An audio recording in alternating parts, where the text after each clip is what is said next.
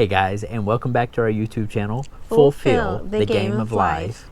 Well, we are excited because somewhat our last video had a lot more views than they usually have. People seem to love the differences, even looking historically. They love to hear the differences between the countries, so we're going to pick back up, and this is going to be one of two additional videos where we're just pointing out the differences between living in the U.S. and living in Portugal. So let's get started. So the first thing that we are going to talk about are the door locks. So Richard and I both noticed at several places that we've stayed just how, I guess, fortified, maybe. That's a good word. It's a good word. The doors are with so many locks on the door, and Richard took a few pictures that we'll show you here.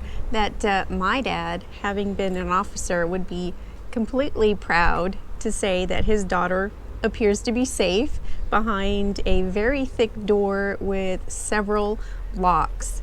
It's interesting, the reinforcements of the doors. We've been here for, I think, 8 months. The majority of the places we stayed have reinforced doors. Nothing like in the United States where you basically have a door and one lock and maybe a bolt lock, but it's crazy. Just look at this video. This is where we're starting right now, so there's less mystery of why there's so little crime. Usually you can't get in the doors in these places. Yeah. It's amazing, right? Yeah. And it's not just the door locks, it's all the way around. Yes, so it'd be pretty difficult to kick the door in. Yeah, I think you'd have to stand here and beat this thing to death to get through the door. But kind of on the same front, on security at the places you stay. Yes, the window shades, they're metal window shades that you roll down that not only act as keeping the elements out as far as the sun, but it also acts as a safety barrier.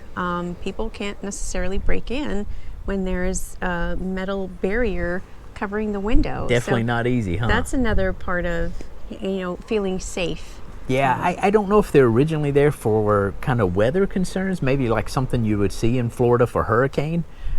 Because they're extremely robust, but maybe it's just kind of traditional here and helps keep crime low. Some places they're automatic and some places they're manual, but practically every place we've stayed, minus maybe one or two, has this kind of shading reinforcement system in place. Pretty impressive. On to number 3. In one of our very earliest videos when we arrived in Lisbon, we remarked to the sidewalks always being kind of the big chunks of rock, marble, usually white, but really kind of artistic looking, and we thought for sure that was more so of the culture and the look, and we do still agree with that's definitely just kind of part of the visual appeal.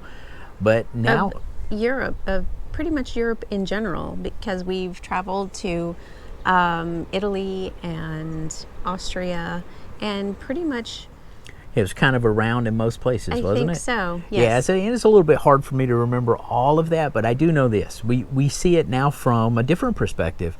It's basically a reusable, repairable sidewalk. Right.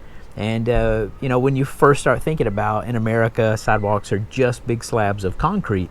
Since being here, we have seen so many times over and over that they'll be relaying the sidewalk. We assume they're repairing something, or they're just updating something, or they're changing something. But they basically take the sidewalks, they pull the rocks back out, they do whatever work they need to do, and then they place them back in. Yeah, and it acts as decorative and functional, reusable. Yeah, so pretty it's kind smart. It's pretty cool way to see it differently than just aesthetics. So we're driving along, and Richard notices just how many manhole covers are on the roads, just one right after the other. So we recorded a bit of our drive so that we could actually count how many within 1 kilometer were on the road. Yeah, so you have to give Portugal, with my limited knowledge, but you have to give them the championship for the most manhole covers. It's all over the country. Once you get off the motorway, all of these little streets, there's just manhole cover after manhole cover. So look at this footage, it's pretty remarkable.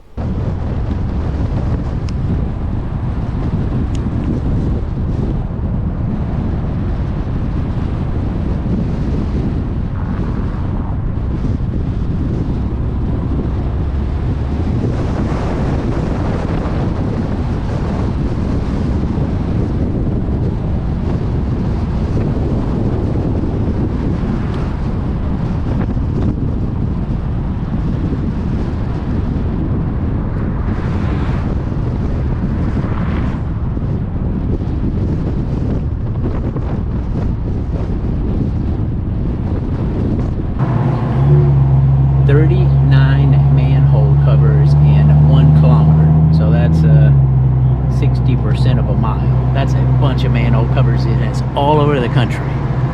Now, it's a little bit of a mystery what all the manhole covers are for. I assume that some of that would be the sewer system, some of it would be internet. Looking around though, there's no doubt that most of the electricity here is ran underground. There aren't very many electrical wires. It's very much like Phoenix, Arizona, moving from the south when I moved to Phoenix, and all of a sudden you start saying, hey, there are no electrical lines, almost none floating around the city. And they run it all underground. They seem to do the same here. I assume the same thing with internet, cabling, those things like that. So there are just manhole covers everywhere. So I guess for our viewers, if you can educate us on that, that would be great. Just please leave us a comment. So as we kind of ventured out into the village, we did notice quite a bit of off-season work being done, just getting a lot of the restaurants ready for the tourist season, which I think starts to begin in about April. But it's nice to see that they are updating the restaurants. They're cleaning them. They're remodeling more. So I think we've seen quite a bit of that. Yeah, a significant amount of it. And just as Christy said, this is our first real off season in Portugal. We were here in the summer, so the on season was already there. So the amount of maintenance to keep it really pristine, working on the stucco and keeping everything white and clean, and ladders all over restaurants. So a lot of these restaurants are closed, and they're just working on stuff all the time. So it's pretty interesting to see how much maintenance and upkeep goes on here in the Algarve. The final thing we want to add in this video, again, way back when we got here, we made a little mention in one of our early videos that the electricity here is different. It runs on 50 hertz instead of 60 hertz. And we read, and I wasn't fully aware of this, but this is actually a really important piece of information. The electricity here is 240 volts versus the United States. Now, typically that's not a problem. Almost all of the power supplies you have or phone chargers that you have, those things, they'll automatically switch between 120 or 240 volts. But a couple of things won't, and I saw a couple of people mention this online. Anything with a heating element in it. So in particular, hair dryers from the United States probably won't come over here and just plug in.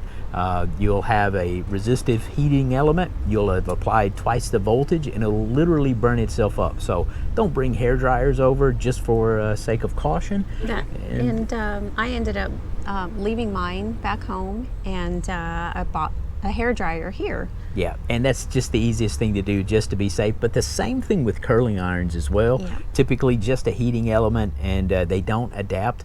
If you're dying to bring your hair dryer or your curling iron over, read it really closely, find the tag on it, and make sure that it's capable of operating at 240 volts, or you will be in for a unpleasant surprise. Unpleasant surprise. So that wraps up another video for the differences between the United States and Portugal. So thank you for joining us. If you like this video, please give us a thumbs up and don't forget to subscribe. Thanks, guys.